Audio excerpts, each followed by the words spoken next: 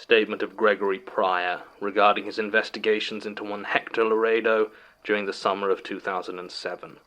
Original statement given March the 11th, 2008. Audio recording by Jonathan Sims, head archivist of the Magnus Institute, London. Statement begins. You don't mind me drinking in here, do you? No, of course you don't. Bet half the guys roll in here are leaking scotch all over your precious paperwork. I'm sober enough to write it down, for now at least, and that's all that matters to you, isn't it? I'm a private investigator. Used to be police, but not anymore. None of your business why. You can draw your own conclusions if you want, but it's not something I care to talk about. Anyway, last June I got a job from one Nicola Laredo. She was the wife of a lowlife by the name of Hector Laredo, and was keen to change that to ex-wife. Except that there was some kind of prenup in the mix, and she was looking to catch him cheating, which is where I came in. Standard stuff, pretty boring really, but it keeps the wolf from the door. My first investigations didn't turn up much. Checking Hector online was pointless. If he owned a computer, it wasn't for hooking up or making friends. Impersonating him to the phone company was also a waste of time. Only numbers he called regularly were his brother, his wife, and the Chinese takeaway at the end of his road. Lazy ass. I reckoned he had a second mobile but couldn't find any obvious paper trail for it, so I decided to take my investigation to the next stage. I began to tail him. Hector was exactly the kind of guy I always end up following, heading into middle age with nothing to show for it but half a head of hair and a beer belly straining against work shirts that always have some kind of food or sweat stain proudly on display. A loser. I know I'm not one to talk, but I couldn't help sympathizing with the wife, not just because she was the one paying me. Hector worked IT for some shipping and delivery company with its admin centre down in Liverpool Street. I say he worked there, but that could easily be a lie. Even though I wasn't able to get past the front desk, the sheer number of smoke breaks Hector took out front cast some serious doubts on whether he was doing his job at all.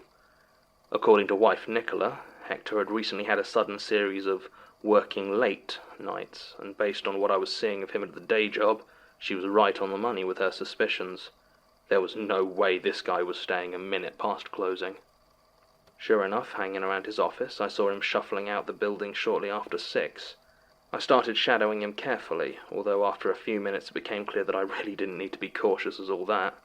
The man was completely oblivious to anything that wasn't inside his own head or in front of his face, and after a while I found I could walk literally 15 feet behind him the whole way, and he had no idea.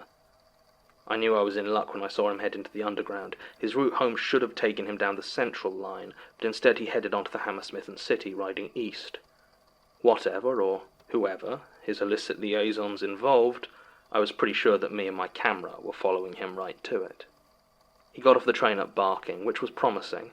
It was exactly the sort of place I would have expected the lover of someone like Hector to live. Residential, depressing and cheap. For London at least. It was almost 7 o'clock by this point, and it was late June, so there was still a while before nightfall, and I got more careful about my pursuit.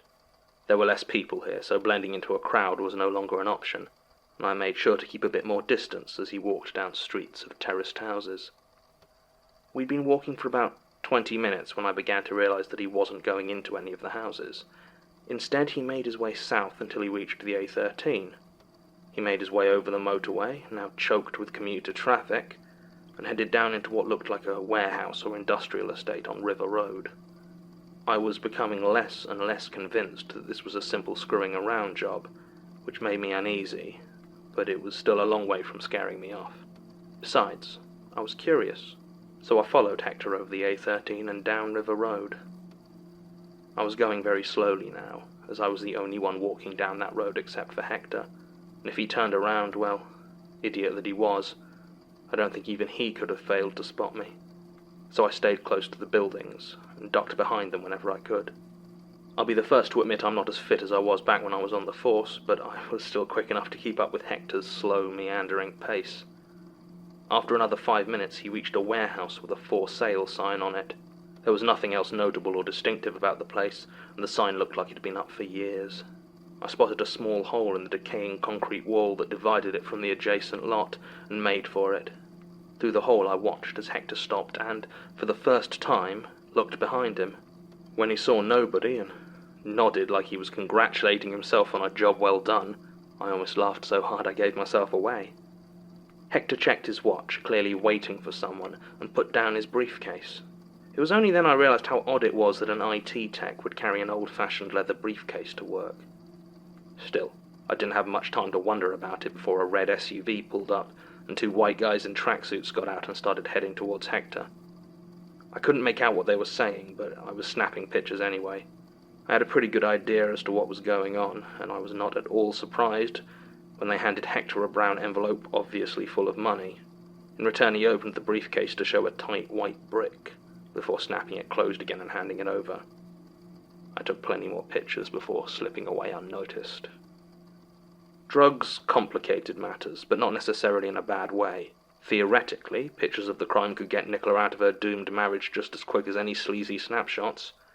And if I played my cards right, I could even make a good bonus out of him myself in the form of some hush money. Blackmail's an ugly word, but it does pay the bills, and given how bad Hector was at spotting me, it was only a matter of time before he was behind bars. So I might as well get some use out of that sweet drug money before it was taken by the courts. I mean, he took the briefcase to work, for God's sake. The trick was going to be making sure that Hector wasn't connected in a way that would make this difficult. From what I could see, he was pretty low rung and expendable enough that a bit of blackmail wouldn't piss off any of the bigger fish trafficking what looked to be heroin. Still, drug dealers and their bosses can be unpredictable, so I decided to keep watching the poor slob for a while to make sure I wasn't going to be stepping on the wrong toes. So, for the next week, I watched Hector all day, every day, and I can confidently say that he was the worst drug mule I've ever come across. I knew some real screw-ups back in my police days, but nothing that even came close to Hector Laredo. I genuinely had no idea how he ended up working for these guys, who I eventually pegged as Ukrainian mafia. I suppose he did look like the last person you'd suspect of running drugs, but that was the only thing he had going for him. In addition to being unbelievably oblivious, he was also sloppy and forgetful. I once watched him leave the suitcase, drugs and all, on his front porch for 3 hours in broad daylight, before he remembered and came back for it. Ironically, I didn't actually see him lose the drugs. I'd needed to use the bathroom in a coffee shop I'd followed him to, and when I got out, he'd moved on. Sometime, in the 2 hours it took me to find him again, he'd managed to put the suitcase down and forget it. It was gone. I saw realization cross his face as he began to panic. This was bad news for both of us. Worse for him, of course, but it did mean that I wouldn't be making my bonus. I followed him a while longer out of morbid curiosity, and watched as he tried to explain himself to the Ukrainians. I expected anger, a beating, maybe even a murder right then and there, but instead they just exchanged a look, mumbled a few words to Hector, and handed him a small slip of paper. Then they drove away. Hector looked at the paper, typed something into his phone, and threw it away as he walked off. It was an address in Stockwell and an instruction. Ask for Jared. I didn't follow him that time. I was pretty sure they'd just handed the poor idiot a death sentence, and when Nicola called the next day to say Hector hadn't come home, I was sure. At this point I came clean to her about her husband's activities, although I did lie about the timings to make it seem like I'd only just discovered about the drugs. No need for her to know why I'd kept it to myself. When I told her about the loss and the note, she sat down, clearly trying to process everything. She didn't seem particularly broken up over the fact that her husband was most likely dead, something that was quickly confirmed as she started moving on to talking about savings and life insurance. That's when I should have taken my payment and gone. If I hadn't gotten greedy, I'd still have my arm. So I was all set to leave when Nicola asked me how long I thought it was going to be before they found a body. Stupidly, I said that if the Ukrainians were any good, there probably wouldn't be a body to find. At this, Nicola seemed to panic slightly, asking a lot of questions about missing persons and being declared legally dead without a body, which is a long, drawn-out headache. She clearly didn't want to wait and asked me to try and find some evidence that Hector was dead. I said no, of course. Then she named a price that... Well, let's just say Hector Laredo's life insurance policy must have been a hell of a thing. Even at the time I knew I was making the wrong decision, but that much money? I said yes. So the next day I found myself in Stockwell, at the address listed on the note, staring at a butcher's shop.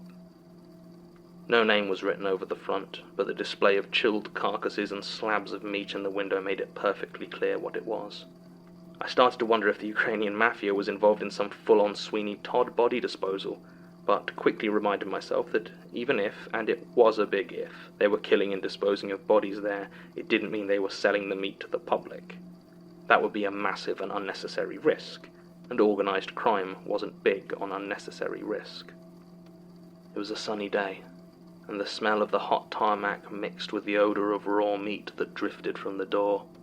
It had a closed sign, displayed prominently despite the time of morning, and there were no interior lights on. I couldn't see anything inside except the old, poorly refrigerated meat hanging in the window, dripping silently onto the trays below. I reminded myself how much money was on the line and tried the handle. To my surprise, it was unlocked. I slipped inside the shadowed storefront before anyone spotted me. The smell was rancid, but not as strong as I had expected. A quick glance around the place told me why. Aside from the window display, the room was devoid of meat. In fact, there didn't seem to be much there at all aside from a refrigerated counter and drinks cooler. Both sat empty. I waited and listened, prepared to bolt through the door at the slightest sound, but it was quiet. I gathered myself and made my way around the counter to open the door into the back. I was keeping an eye out for anything that might have given a hint as to Hector's fate. As soon as I had proof, I was gone. The door to the back opened with a puff of air, like there was a change of pressure, and I noticed how thick the steel door was. Even the glass porthole at the top seemed a few inches. It was only later I realized it must have been soundproofed. The room behind it was lit by several bright fluorescent bulbs on the ceiling and walls and, much as I suspected, looked closer to a morgue or an operating theatre than a butcher's shop, despite the well-kept and razor-sharp tools hanging on a nearby rack. There were several large lockers along one wall, a steel chair in the corner, and, though there were no stainless steel drawers, the tarpaulin-covered shape that lay awkwardly on the central table was disconcertingly familiar. I took a breath and pulled back the plastic sheet. Hector Laredo lay there on the table. He was naked, utterly still, and though he seemed to be in one piece, his skin had the sickly pallor of a corpse. I sighed, relieved at this discovery which, from my perspective, was about the best result I could have hoped for. I spent a minute or two taking pictures for Nicola and headed back towards the door. And that's when everything started to go horribly wrong. When I reached the doorway back into the shop front, I took a second to glance through the window, and I froze. In the entrance to the shop stood a huge, hulking silhouette. It reached to push it open, and I staggered back into the room looking for another way out. There was only one other door, apparently into the rest of the building, but it was firmly locked, and I didn't have time to try and get through. Without any other options, I covered Hector back over with the tarpaulin, opened one of the lockers, and squeezed myself inside.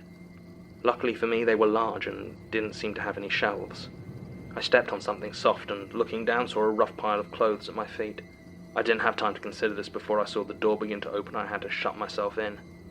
I stood there in the dark, trying not to make a sound, as I heard heavy footfalls approach and the door to the room slammed shut. From my position, I could just about see out through the vents in the locker, and I very much hoped the huge guy now strapping on an apron could not see in. He was immense, almost 7 feet tall, with thick limbs that looked like they'd been badly carved out of lumpy rock. Even his head was massive, but there, like everywhere his skin was on show, it bulged slightly when he moved, hard bumps forming and stretching his skin in odd places. Was this the Jared mentioned in the note? He pulled back the tarpaulin covering Hector's body and cracked his knuckles. I don't think I'll ever forget the sound of him doing that. Then he reached into Hector. No cutting, no saws, he just reached in. And I realized why the room was soundproofed. Because it turned out Hector wasn't dead. And it was going to be a while before Jared got around to his lungs or throat. Jared pulled out what appeared to be a handful of ribs. He considered them for a few moments before he began to twist them like warm putty, making them into some sort of braid. He considered his handiwork silently as Hector lay screaming on the table, before he shook his head and walked towards my locker. For a terrible moment, I was sure he was going to wrench open the locker and pull me out, but instead he grabbed a crowbar that had been resting against the wall and levered up one of the metal floor tiles. From where I was standing, I could see there was a hole underneath that seemed to disappear deep into the ground. There was something not right about that hole. The texture of the walls was too smooth to be earth, and it seemed to glisten wetly.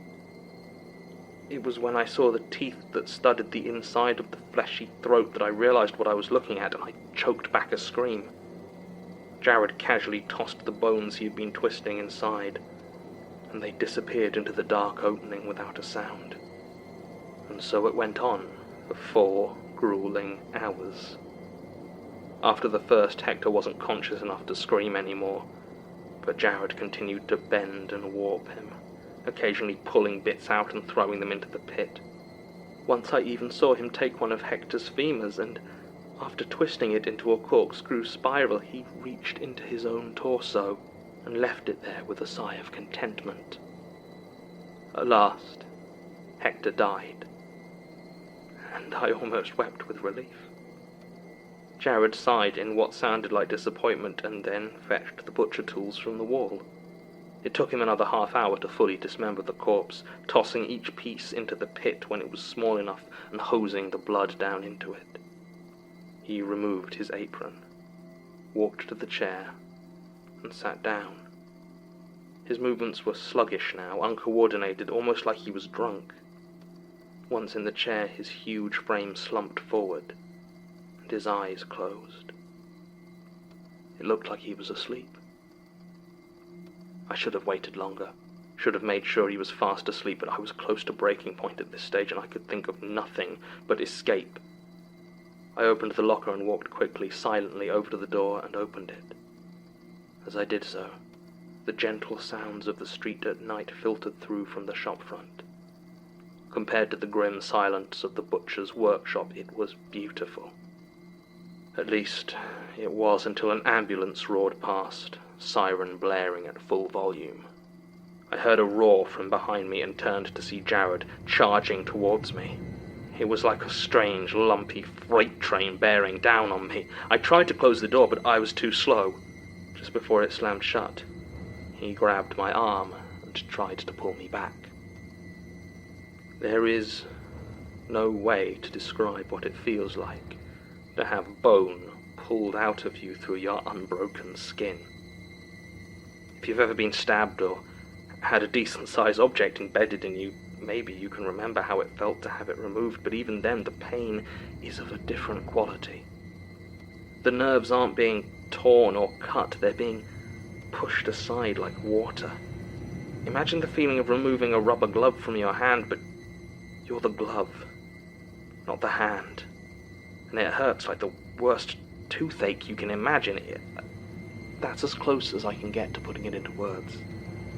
I slammed the door shut and ran into the street, through the people still wandering Stockwell in the evening and away, my now empty left arm hanging limply by my side. I didn't stop running for a very long time. I guess in many ways it was a happy ending. The photos, combined with what the police found when they raided the butcher's shop, were enough to declare Hector dead, even without the body, and I got my payday from Nicola Laredo. They never did find Jared, though. He was long gone when they arrived. The doctors amputated the arm in the end, and I'm getting used to the prosthetic. But I can still feel it sometimes, like it's still there. I know it's just phantom limb syndrome, but sometimes I swear it feels like my bone's still out there, twisting in someone else's arm. Statement ends. I don't think it's unreasonable to assume this butcher to be Jared Hopworth. It seems that if Mr. Adekoya's account from Statement 999-1006 is accurate, then Hopworth has found new ways to profit from his abilities in the 8 years since his acquisition of the Bone Turner's tale. The book itself is conspicuously absent from this account, though it may simply mean Hopworth no longer needs to keep it with him. No idea about the pit, though. That's new. Its description puts me in mind of some of the more meaty statements, but there isn't enough evidence to make any direct connections. Mr. Pryor was unavailable for a follow-up interview as he emigrated to New Zealand in 2013, following a 4-year jail term for tax evasion. He seems to have largely dropped off the map. Nicola Laredo confirmed the basic details of the job she had given to Mr. Pryor, although she was unaware of any of the more gruesome aspects of her husband's murder. At least she was until Martin interviewed her. I should warn Elias to expect another complaint. The police aspect of this statement has been the hardest to follow up. Sasha has recently been having problems with her normal backdoor access to police records, as, despite IT's best efforts, her computer has broken yet again, making this the 3rd time in the last 2 months. Until we can source some more reliable equipment, we may have to rely on other methods. Basira has refused to compromise her position any further, so we're having to rely on Tim's involvement with certain staff at the police records office. Apparently he is involved both with one of the young ladies there, as well as the gentleman who manages the other shift. This is useful for acquiring information, but I am uncomfortable with how easily discovered this arrangement might be. The last thing I want is for the archives to become involved in pointless personal drama. Still, he has managed to get copies of the appropriate files. The police did raid the butcher shop following Mr. Pryor's report, but found no one there. It had apparently been abandoned shortly before. They found articles and clothing belonging to roughly 14 people, 5 of whom could be tied to active missing persons cases. They did tear up the floor in the end, but rather than any sort of pit, they found the body of one Harry Goff, the registered owner of the business. He had apparently been dead for 6 months. Jared Hopworth remains at large. End recording. Supplemental. Elias Bouchard is a difficult man to pin down, certainly since he became head of the Institute in 1996, taking over from James Wright, who ran the place from 1973 until he passed away. It was a remarkably fast climb to the top, as from what I can find it looks like he only joined the Institute 5 years before, in 1991, working in the artifact storage. Perhaps he was simply that impressive. Certainly the Elias I know now is almost unmatched in terms of paranormal knowledge. Well, theoretical knowledge at least. And yet, everything I found out about his life before the Institute seems an ill fit with the austere man I know. He apparently graduated with a 3rd from Christchurch College in PPE, and I found an old gossip column in the student newspaper The Cherwell that mentioned him. If I'm not reading too much into it, the implication seems to be that he was something of a pothead. Was he like that when he first came to work here? The difficulty comes from the fact that the only person in the Institute who worked here before he took over was Gertrude. Did he kill her because she knew something about his past? And if so, how can I prove it? End supplemental.